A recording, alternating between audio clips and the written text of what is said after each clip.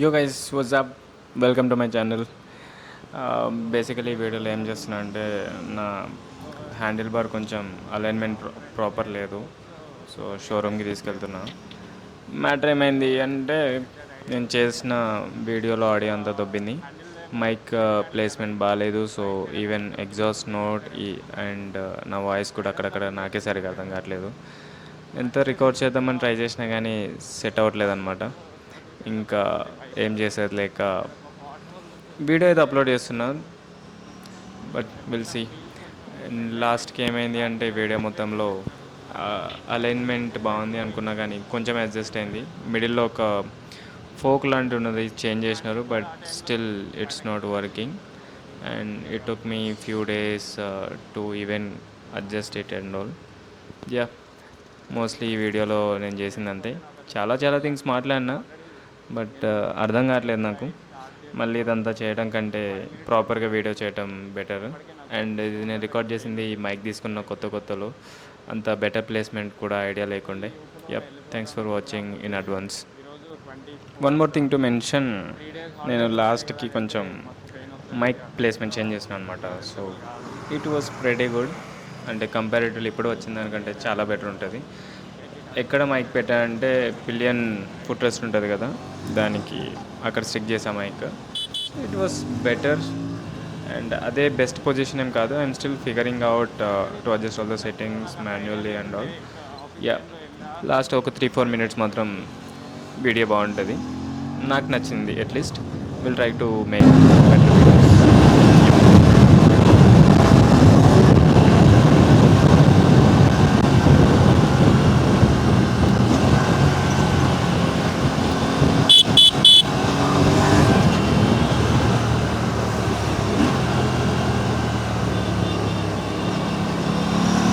ఆఫీస్లోనే వెళ్ళా బైక్ తీసుకోనికి, కానీ అంత సరిగ్గా పట్టించుకోలేదు.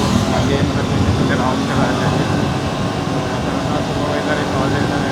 నేను ఫ్రెండ్లీ అలా ఉంది, నేను అసలు ట్రిప్ కూడా క్యాన్సిల్ అయింది అంటే, సరే నేను 1 అవర్లో చేపించేస్తాను, మీరైతే వచ్చేయండి అని చెప్పినాడు. Going there.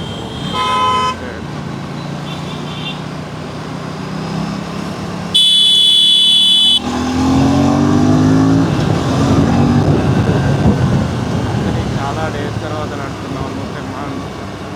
నాకైతే ఇది సూపర్ బైకే మనకు ఆల్రెడీ. ఒక సూపర్ బైక్ నిజంగా నడుపుతున్న ఫీలింగ్ వస్తుంది. వేరే బైక్స్ ఏం నడపలే అన్ని డేస్, లైక్ హంటర్ 350 అవి నడుపుతుండే. It is also good bike, but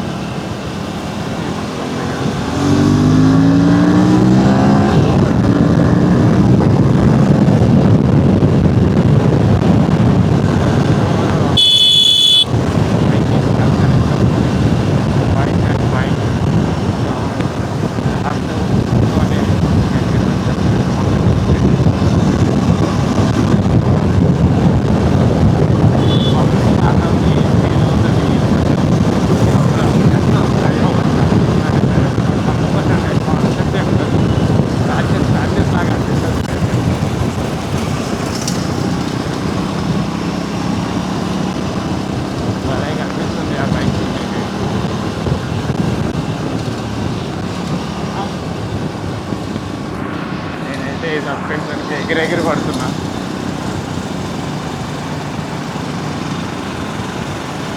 right side back side train ఉంటుంది, ఇంకా దగ్గర కూడా ఉంటుంది రైట్ సైడ్.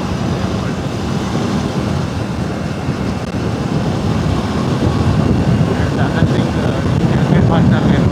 ఈ హెల్మెట్ వల్ల కూడా ఏంటొచ్చి పడితే నేను హ్యాండిల్ బార్ పొజిషన్లో నాకు అర్థమైపోతుంది రైట్ సైడ్ వెనక పడుతుంది, కింద నుంచి లెఫ్ట్ సైడ్ అయిపోతుంది ఏంటంటే. ఇలాంటి స్పోర్ట్స్ బైక్ ఉన్న ఏ బైక్ అయినా I don't even suggest having axe or helmet. ఎందుకంటే దీని వెయిట్ డిస్ట్రిబ్యూషన్ నాకు అస్సలు నచ్చదు. దీనికంటే ఒక 1000 యాడ్ చేసుకుంటే ఎంటీ ఆర్ ఈవెన్ ఇంకో 1500 అరౌండ్ యాడ్ చేసుకుంటే ఎల్ఎస్ కూడా వచ్చేస్తుంది. Those have better weight distribution than this. Similar weight 1450 grams ±50 అని ఇస్తాడు, but still I suggest to buy those instead purchase. అయ్యా, గుంటలు వచ్చినాయంటే నాకు ఏడు తప్ప ఏమి ఉండదు.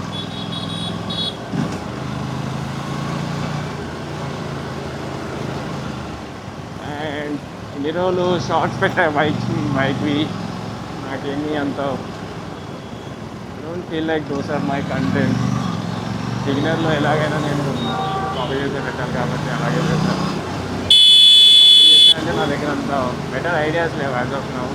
సో నా దగ్గరకి నేను ఒక ఐడియాస్ వచ్చి ఇలా ఎగ్జిక్యూట్ చేద్దాం అనుకునేంత వరకు I thought of making some content at least so that editing or కొన్ని థింగ్స్ నేను కూడా నేర్చుకుంటా అని చెప్పి.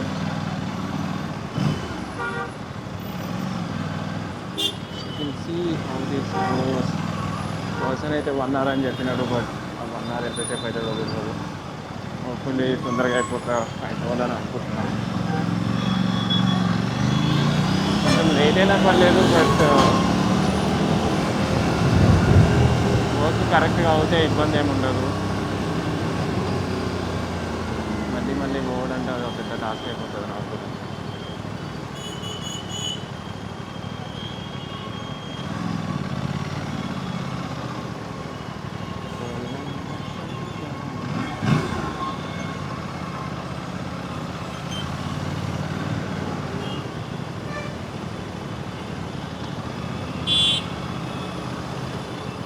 కన్స్ట్రక్షన్ వర్కింగ్లో ఉండే హెల్మెట్ వేసుకొని వచ్చేసిన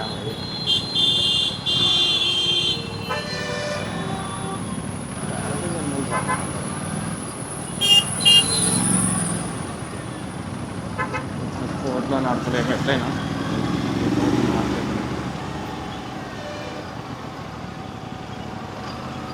నేను ఇక్కడిక్కడే తిరిగిన ఆల్మోస్ట్ ఒక 600 పెట్రోల్ అయిపోయింది 3 days.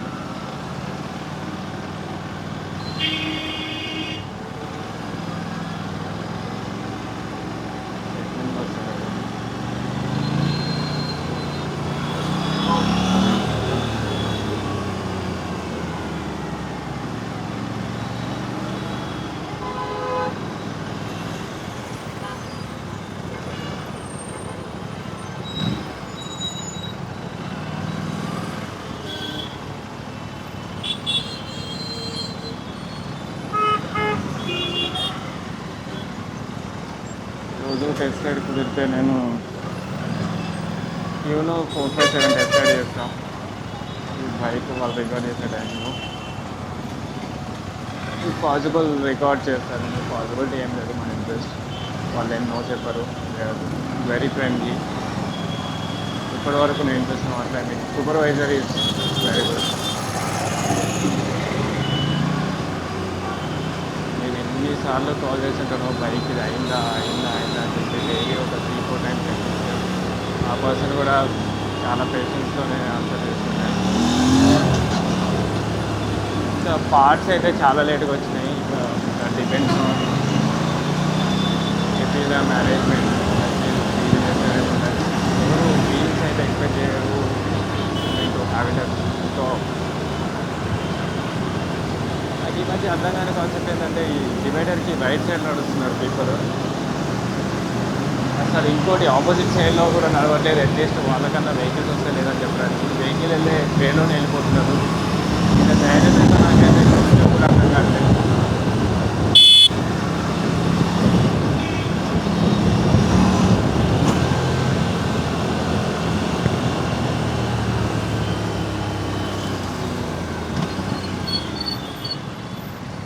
ఇంకోటి చాలా రోజులు హెల్మెట్ పెట్టుకోలేదు కాబట్టి నెక్ పెయిన్ వస్తుందంటే 2 సైడ్లు రావాలి, బట్ నాకు ఒక సైడే వస్తుంది. వెరీ ఆబ్వియస్ పట్టుకుంటే కూడా అర్థమైపోతుంది. But still first right hand shoulder దగ్గర వస్తుంది పెయిన్, దాని తర్వాత నెక్ దగ్గర వస్తుంది, దాని తర్వాత కొంచెం బ్యాక్ స్పైన్ దగ్గర వస్తుంది. ఏదో ఫోన్ లేని ఇట్లనే పెట్టుకుంటే అది అట్లనే అలవాటు అయిపోతుంది. Because big issue later. ఈ ట్రిప్ గురించి ఆలోచించుకొని వీడియోస్ చేద్దామన్న దాంట్లో I don't want to off my system.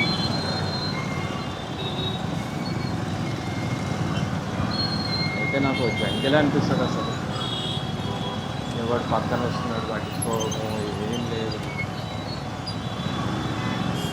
ఇండికేటర్లు ఉండవు, అది పని చేయవు, మిర్రర్లు ఉండవు.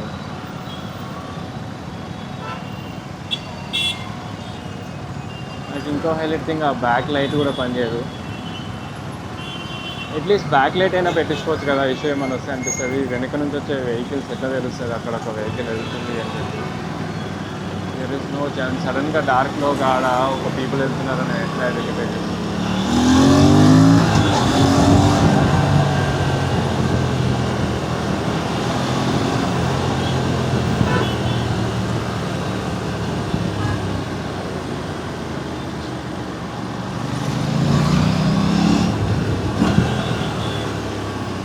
బ్లాక్ బాక్స్ అయితే ఏం వస్తే అసలు పట్ పట్ పట్ అని చెప్పి నాకైతే చాలా ఇష్టం సౌండ్. ఒకసారి కావాలని నేను థర్డ్ గేర్ వరకు వెళ్ళి హై ఆర్పిఎం చేసి మళ్ళీ కింద వేస్తాను. నాకు అసలు ఎగ్జాస్ట్ పెట్టిద్దామన్న థాట్ కూడా రాదు. This is already good. And ఇంకా నాకు ఒక్కసారి అండర్ బెల్లి ఎగ్జాస్ట్ చూడటం నచ్చిన తర్వాత మళ్ళీ ఒక ఎగ్జాస్ట్ ఇదంతా అనిపించట్లేదు. బైక్ డిజైన్ అయితే చాలా బాగా డిజైన్ చేసినారు. ఇంకా దానికి ఇంకో ఆప్షనే లేదు. Apple with riding poster and all. Power కావాలి, అన్నీ కావాలంటే ఇంకా కష్టం. ఇంకా పిల్లల బైక్ ఇష్యూస్ అంటే స్టార్టింగ్ ఫస్ట్ లోడ్ అయితే చాలామందికి వచ్చినాయి.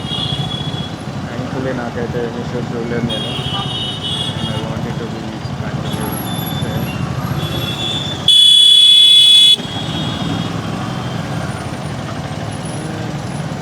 బంపర్ ట్రాఫిక్లో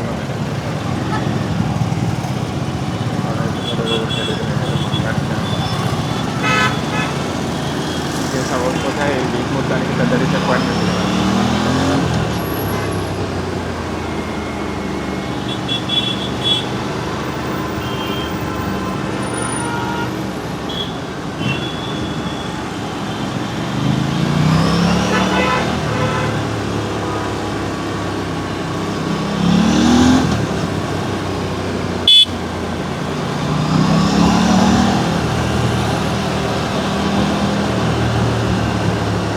కానీ నడుపుతుంటే మాత్రం ప్రాపర్ స్పోర్ట్స్ వెహికల్ నడుపుతున్న ఫీలింగ్ వస్తుంది. ఇట్ ఈస్ అసలు నో డౌట్ రైడింగ్ కోసం. And it needs attention. ఏదో నడిపేద్దాం అన్నట్లయితే కాని పని ఇట్లా దొంగనం అంటే ఇట్లా దొంగేస్తుంది. నేను ఇంకా థర్డ్ గేర్లో ఇమాజిన్, అది కూడా ఎక్కువలో.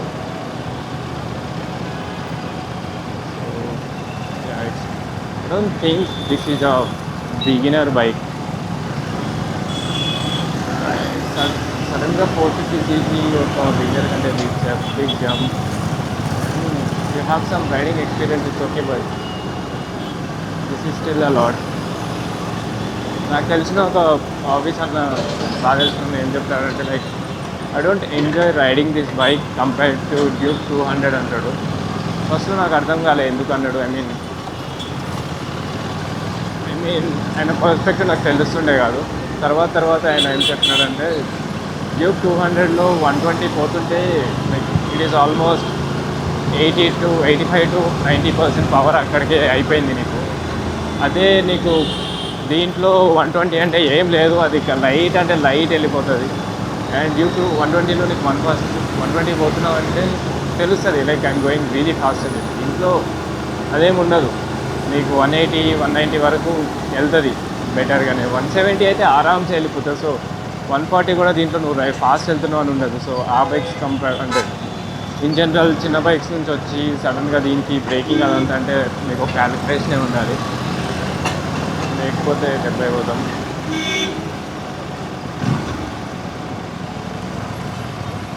పెట్రోల్ దీనికి ఎట్లా అనిపిస్తుంది? ఇది ఆల్మోస్ట్ ఒక సూపర్ బైక్ మెయింటెనెన్స్. ఇక దీనికంటే సూపర్ బైక్స్ మహా ఇంకో 4-5 కిలోమీటర్స్ తక్కువ ఇస్తుంది. ఇంతకు నుంచి అయితే ఏం తక్కువదు. అట్లీస్ట్ 16-17 అయితే ఇస్తూనే ఉంటాయి ఏదైనా. ఇది 23 అట్లా ఇస్తుంది.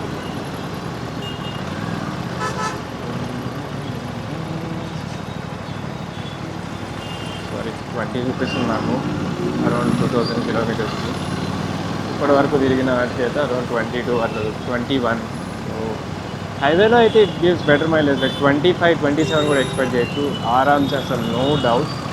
నువ్వు 120 పోతున్నా కానీ ఒక్కోసారి అయితే ఇక 90-100 పోతే 90-100 పోతే మాత్రం పక్క 30 కిలోమీటర్స్ వస్తుంది.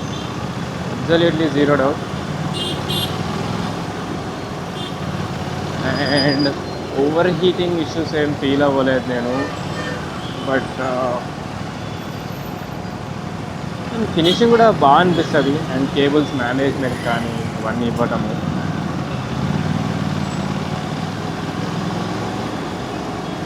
I would like to learn ఈ upside down fork suspension adjustment ఎలా చేస్తారని చెప్పి.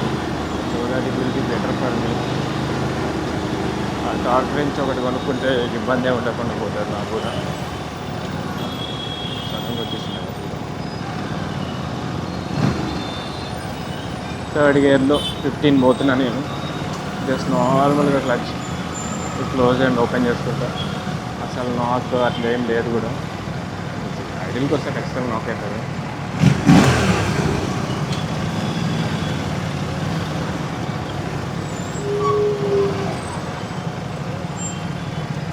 బట్ వన్స్ యూ స్టార్ట్ ఇంత పర్ఫార్మెన్స్ ఓరియంటెడ్ ఒక్కసారి అలవాటు అయిన తర్వాత వేరే బైక్స్ నువ్వు ఎంజాయ్ చేయలేకపోతావు. ఎందుకంటే ఆ అడ్రినలిన్ రాదు. సో నీకు ఏమంటాం, ఇంకా ఫీల్ రాదు. సరే ఫీల్ అని కూడా చెప్పలేం కానీ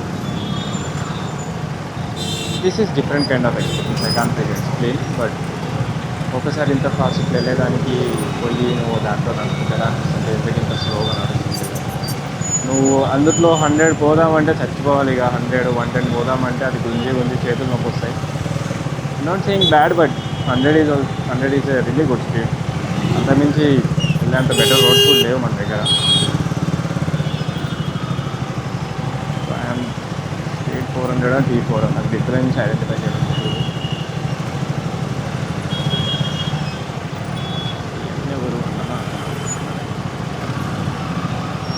ఇక్కడ దగ్గర ఆల్మోస్ట్ వచ్చేసినాం. ఇక్కడ నుంచి ఒక 700-800 మీటర్స్లో ఉంది సర్వీస్ సెంటర్ అండ్ షోరూమ్ రెండు. ఆబ్వియస్లీ పక్కనే ఉంటాయి. బట్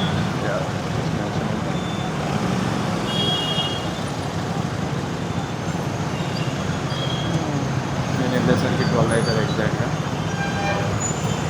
చూద్దాం ఒకసారి ఎంతసేపు పడుతుంది స్టోరీ అని. ఇట్లా ట్రాఫిక్లో నడుపుడంటే అంటే ఇట్లుండొచ్చు.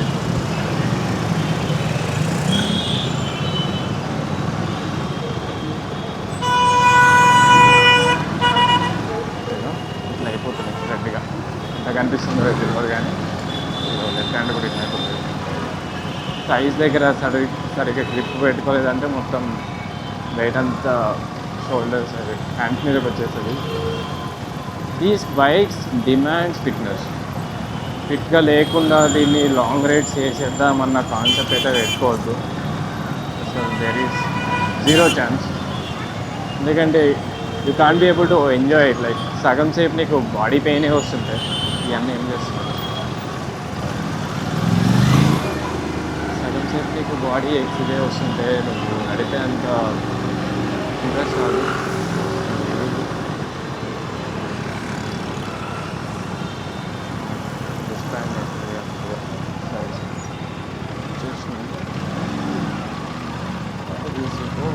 ఇక్కడ